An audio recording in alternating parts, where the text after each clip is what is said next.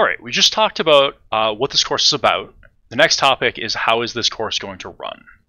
And one of the key things about how this course is going to run is that the resources are all available at the course website. If you're viewing this video, you've probably found the course website already, but just to be sure, the course website is ntuckneu.site. So if we type that into an address bar here, we get my website. I have two courses that I'm teaching this semester. This is 3650. We'll click 3650. We get the course website. This has everything that you need for the class. If you have a question about where something is, come here first.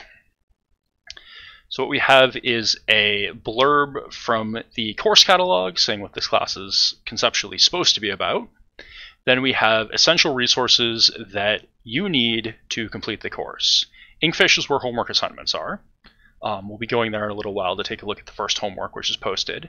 Piazza is a place for asynchronous questions about classes and stuff, and is a place where I'm likely to post announcements. So make sure you sign up for Piazza, keep an eye on it, and when you have questions, post there. Another thing that we're going to use for class discussion is Microsoft Teams. That's where we're going to do office hours, but I also recommend asking questions that you want answers to quickly, or where you want to have an interactive discussion about some course topic, ask it in general chat in the Microsoft team. We're going to be using Linux a lot. If you're not familiar with Linux, you'll want to go do all the tutorials and read the help files here.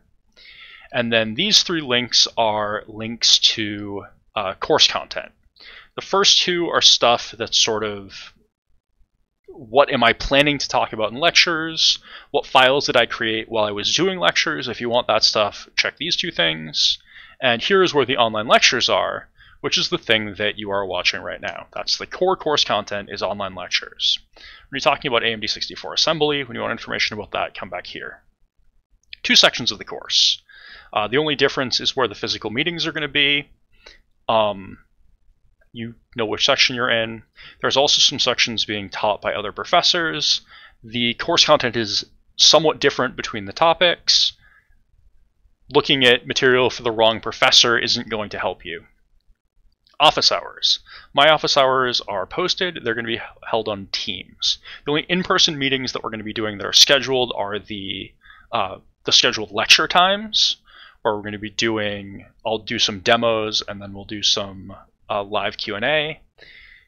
If you want to come to office hours, those are all going to be on Microsoft Teams. If you need to meet in person outside of class, if you want like a one-on-one in-person meeting, email me, we can set up a meeting time.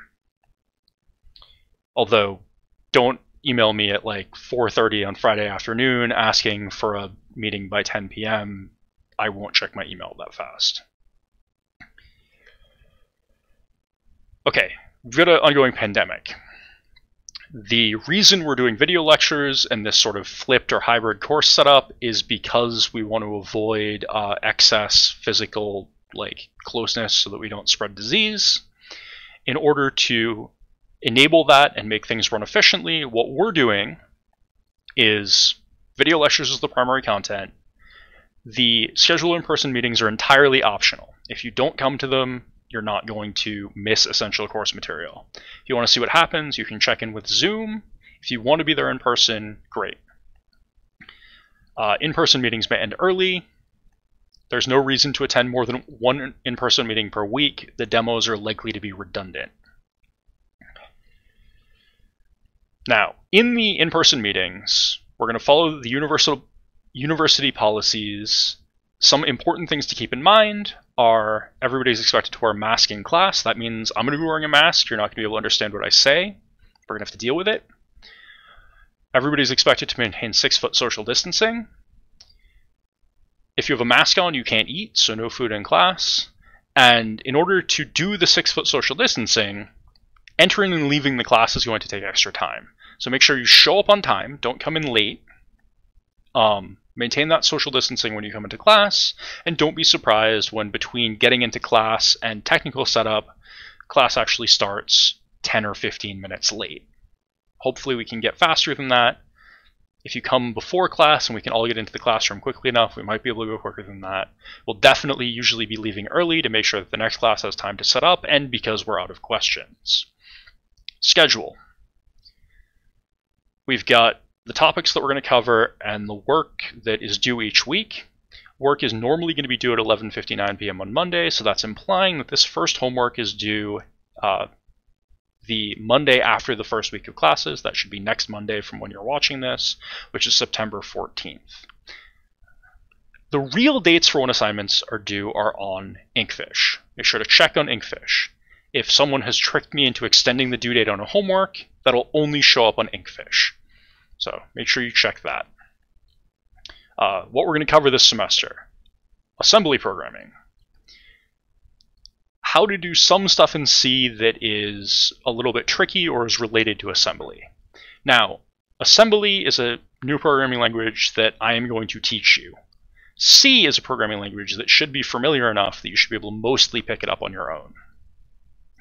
Once we move from assembly to C, we're going to be doing system calls from C for basically the rest of the semester. The system calls that we're going to do are things like processes, I/O. You're going to get a chance to build a shell. We're going to talk about how memory works. We're going to be doing parallel programming with multiple processes and multiple threads. We're going to be building a memory allocator. I don't know, we might even end up building a garbage collector this semester. We'll see what happens. We'll definitely be building a file system. We'll be looking at an operating system kernel to see how that works, but we can deal with all of that stuff as the semester progresses. Now, we've got a bunch of days where a bunch of weeks where we only have one day of meeting that week, and there may be slightly less content that week because there are holidays or whatever. The first and last week of class, the first or last meeting that would happen is outside of the semester, so we've only got 1 week those weeks. Then there are 3 weeks with holidays. Columbus Day means no Monday class or no Monday meeting. Veterans Day is on a Wednesday, so this class is a little weird because the two sections are Monday, Wednesday, and Monday, Thursday. So for Veterans Day being on a Wednesday, that means we're not going to hold that meeting. But to keep things consistent between the two sections, we're also going to skip the meeting on the Thursday. So whether you think you're missing out on a great in-person meeting, or whether you're happy because we're cutting off a day of class, that's up to you to figure out. Thanksgiving is another holiday where we're not going to have a Wednesday or Thursday meeting. And so just keep in mind that specifically, the weird one is that if you're in the Thursday section, pay attention to when Veterans Day was, because there won't be a meeting on the Thursday after that. This class has a textbook. It is free and online. There is a recommended reading for every single week. Every week you're recommended to read 1 or more chapters of the textbook. I'm not going to check to make sure that you've done that, but you should go ahead and do it. Around a month into the class every semester, I get someone saying, I remembered that there was a textbook and went and looked at it, and now this week's assignments are so much easier because I actually read the textbook. The textbook provides a view on the material that's different from the lecture content that I provide. My lectures are not just me having read the textbook and then express that. I am giving the material that I think is relevant to whatever we're talking about, and the textbook also covers the same material but from a different angle. So definitely check out the textbook. Grading. Grading in this class is almost entirely the result of you writing computer programs. 70% of your grade will be you doing homework assignments. 27% of the grade will be you doing challenge assignments. Homeworks and challenges are both cases where you write a computer program and then turn in a working computer program. If we look at the schedule, there is a homework assignment due every week. Usually it's a homework, sometimes it's a challenge. Challenges are worth slightly more, challenges are harder. The last 3% of the grade is participation. So that is participating on Piazza, participating in Teams general chat, and possibly asking questions in the meetings, although that's harder to keep track of, so it's less likely to result in any grade outcome, especially when I'm trying to remember who's who and everybody's wearing a mask. So the thing that's reliable participation points is Piazza and Teams general chat. And there's the grade challenge mechanism, which is like a couple points as well, or a point, something. Now, you'll note that there's something missing here, something major missing from the grade breakdown, and that is there are no quizzes, there are no exams, there are no tests. The only thing that you get points for is writing computer programs and turning in working computer programs. That has some advantages and disadvantages from a class structure perspective. A big advantage is that we get to focus on writing working computer programs, which is, I think, the thing that is important about the material in computer systems, rather than the material that's easy or even possible to write an exam about. Writing exams tends to get you into things like exactly how does a cache eviction algorithm work, do it by hand and see what the result is, and I don't care whether you can do that or not. If we're going to talk about caches, I want you to write one and then have it give a speed up. But the downside, there's two downsides. The first downside is that this looks like it makes cheating easier, so cheating isn't allowed. We'll talk about that more later. And the second thing is that it makes it easier to bomb out on assignments, and bombing out on an assignment has a larger impact on your final grade. The other hand of that is that some people are going to just be able to do all the homework without any trouble, and so for that group of people, it's easier to get a good grade. So to try to make the grading a little bit more fair, we have non-standard letter grade cutoffs. If you want to get an A, then you're going to need to get all the points. There's not much space for losing points and still getting an A. A lot of people still get A's with this setup, but if we had the cutoff be 93 or 92, then like everybody would get an A, and that's not useful. Grades don't express anything if they aren't different. Below that, the cutoffs quickly are more generous. So if you end up getting a 76% in this class, that's a B-, because I think that's what you deserve if you manage to get about 2/3 of the point, or sorry, 3/4 of the points. If you get 2/3 of the points, that's a C. Importantly, there may be a curve or scale applied to any assignment or the final grade in either direction. I have applied a scale that reduced student final scores at least once in the past.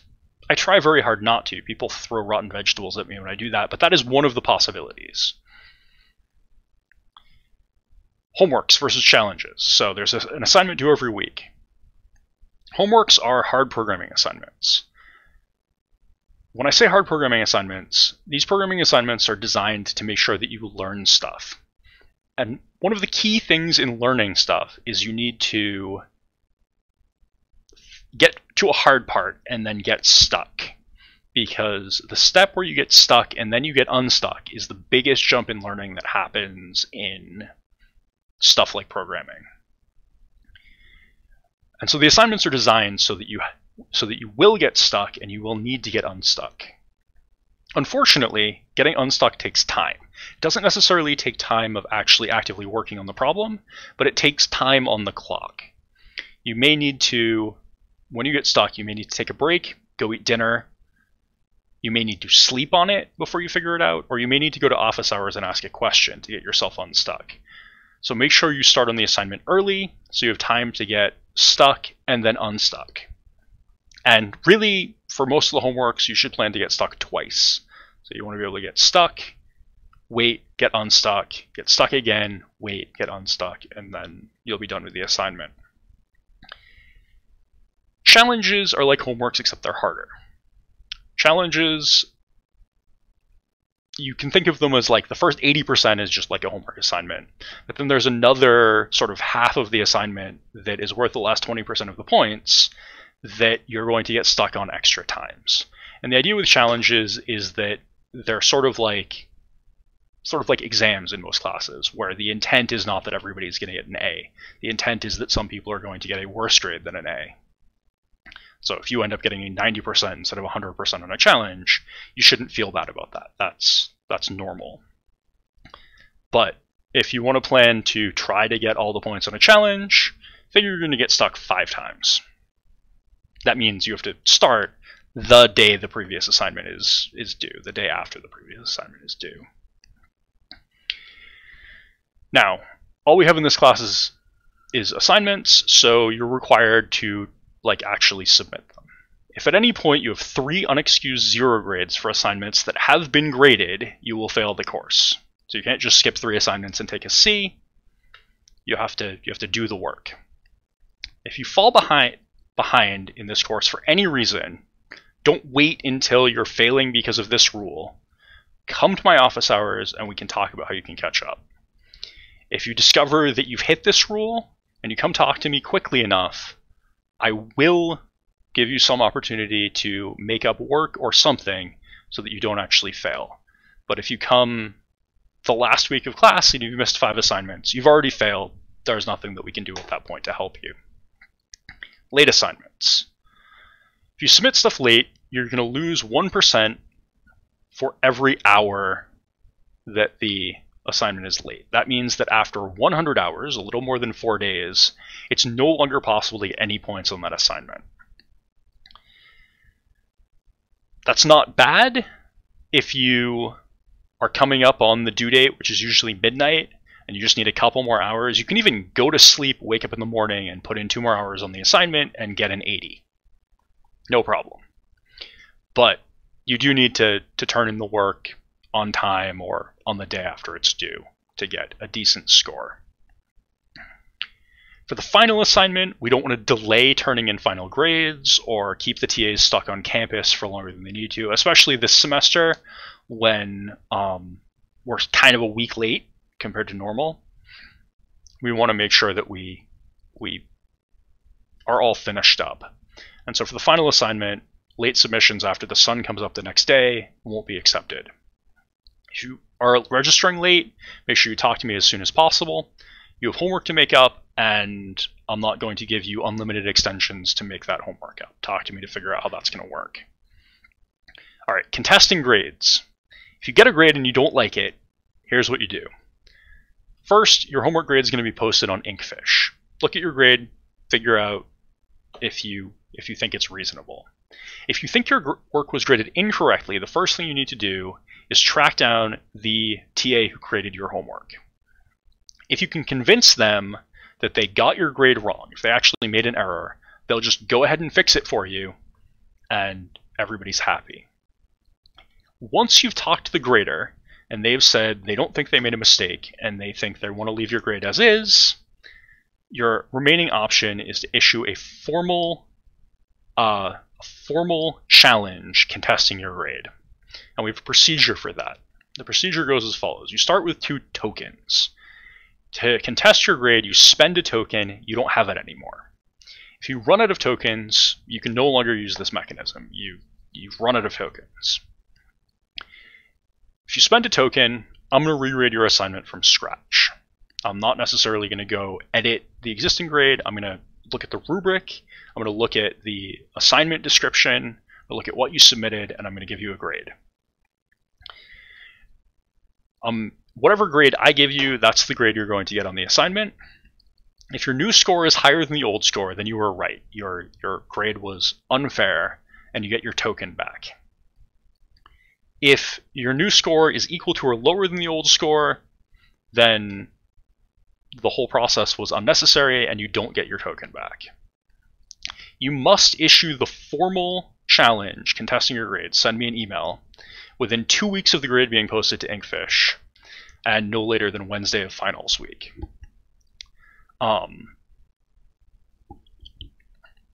This will actually be enforced if you don't like your grade on homework 3 and you come to me on like November 20th and say, I would like to challenge my grade on homework 3, I'm going to say, that was a month and a half ago, it's too late, you have the grade you have. At the end of the semester, if you have tokens left, if you haven't spent them, you're going to get points on your final grade. Okay, special accommodations. If you have a disability or are a student athlete and you have an accommodation that the college has given you because of that, let me know as soon as possible. All right, last thing here, cheating. I said cheating isn't allowed. Specifically, two things are considered cheating. The first thing is plagiarism. Plagiarism is when you submit work that was done by someone else and you either explicitly or implicitly claim that you did it. So you're claiming someone else's work and trying to get credit for it. That is sort of the violation of academic integrity that's not allowed in college. And if you do that, you are going to immediately fail the course and you'll be reported to the university and to Curry College. The other thing that's cheating is providing solution code to other students. So if you do the assignment, someone else asks you for your solution and you give that to them, that's not allowed. They have to do their work, you've done your work, don't share solutions. And again, if you do that, you immediately fail the course. There aren't warnings on these cheating rules. If you do it at all, you get an F and can try again next semester. Yeah, those are the two things that are cheating. Now, this plagiarism thing is actually slightly complicated because there's another thing that you can do, which is you can copy code and then you can provide attribution for the code that you've copied. And that is not plagiarism. You are not doing the thing that is disallowed. You're not claiming that you wrote it, you're claiming that the person who wrote it. So if you do that, that's not seriously cheating. That is not going to get you an immediate F in the class, unless you forget to put in the attribution, and then it will get you an immediate F in the class because you messed up. But if you submit work with proper attribution, that's allowed. One complication. If that means that you didn't actually write the code that solves the assignment, then as far as I'm concerned, you haven't done the assignment. Right? The assignment is to write code that solves the problem. If you did not write code that solves the problem, you didn't do the assignment, and so you don't get any points. You don't get an F in the course, but you're not going to get a good grade on that particular assignment. If the code that you copied solves half the assignment, then you'll get half the points, however the TA thinks is fair. One more piece here is posting code on the web. You're not allowed to post homework code on the web, places like GitHub or your personal website, because I reuse some of the homeworks, and homework assignments aren't really exciting enough that you need to share your solutions with the world. Challenges, I think, sometimes are exciting enough that there's a reasonable argument that you should share your solutions with the world, so that's allowed. If you solve a challenge assignment, you can post your solution code to GitHub. I'm reusing at least one challenge this semester. That means there are solutions on GitHub.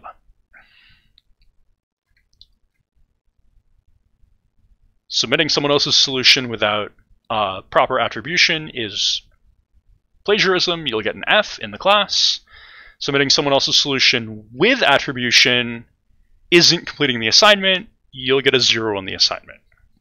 So I recommend not even looking for those solutions, even though they might be out there. And I think that's the whole story. So I'll be back in the next video with the next topic.